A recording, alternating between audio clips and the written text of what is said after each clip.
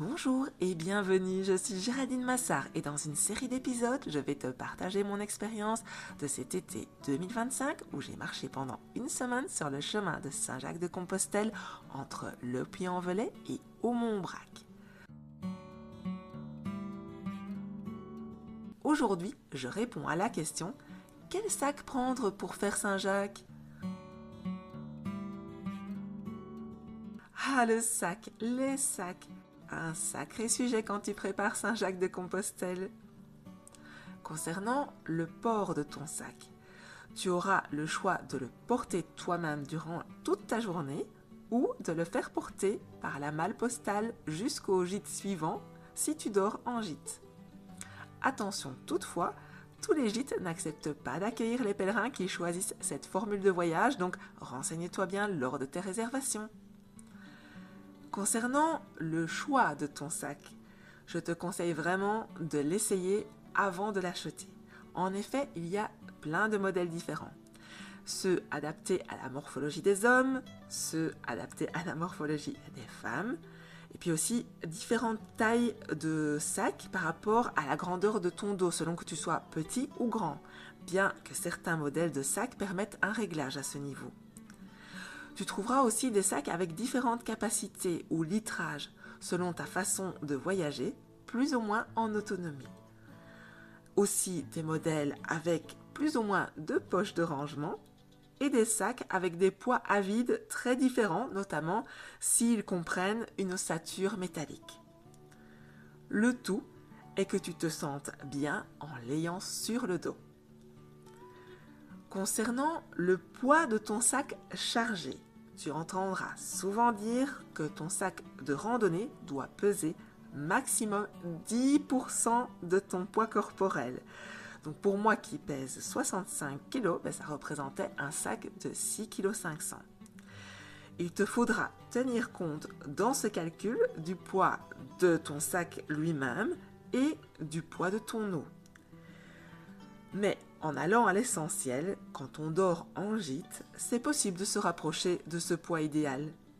Par contre, si tu choisis le camping ou le bivouac, tu auras ta tente, ton couchage, de quoi te préparer à manger, un petit réchaud, un petit peu d'ustensiles de cuisine à porter en plus du reste. Si c'est la formule de voyage que tu choisis, je te conseille chaleureusement de rejoindre la chaîne YouTube Radio Camino de Sylvie qui fait principalement du bivouac pour préparer ton voyage dans ce cas de figure et tu trouveras là-bas plein d'informations très pertinentes. Concernant la façon de charger ton sac avec ton matériel, il faudra veiller à placer les éléments les plus lourds vers le milieu de ton sac et proche de ton dos pour éviter qu'un poids mal réparti te déstabilise dans les descentes ou dans les montées. Concernant le réglage de ton sac, une fois ton sac chargé avec tes affaires, desserre toutes les sangles et mets-le sur ton dos. Tu auras plusieurs endroits à régler. D'abord, la sangle abdominale qui doit reposer sur les os iliaques de ton bassin car ce sont en fait tes hanches qui vont porter l'essentiel du poids de ton sac et non pas tes épaules. Puis tu auras à régler les bretelles à l'avant, ensuite les sangles de rappel de charge et enfin la sangle thoracique.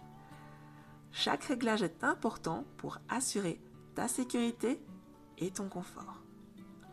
Enfin, en plus de ton sac de randonnée, je te conseille de te procurer un petit sac style sac banane à porter à la taille pour y placer ton portable, ton cash, ta carte d'identité et tes documents importants afin d'avoir rapidement accès à l'essentiel. Ce petit sac ne devra plus te quitter et t'accompagnera aussi à la salle de bain quand tu prendras ta douche, t'évitant ainsi de laisser tes affaires importantes sans surveillance. Et toi, quel sac as-tu choisi? As-tu des astuces à partager? N'hésite pas à les mettre en commentaire, cela pourra sûrement aider un futur pèlerin.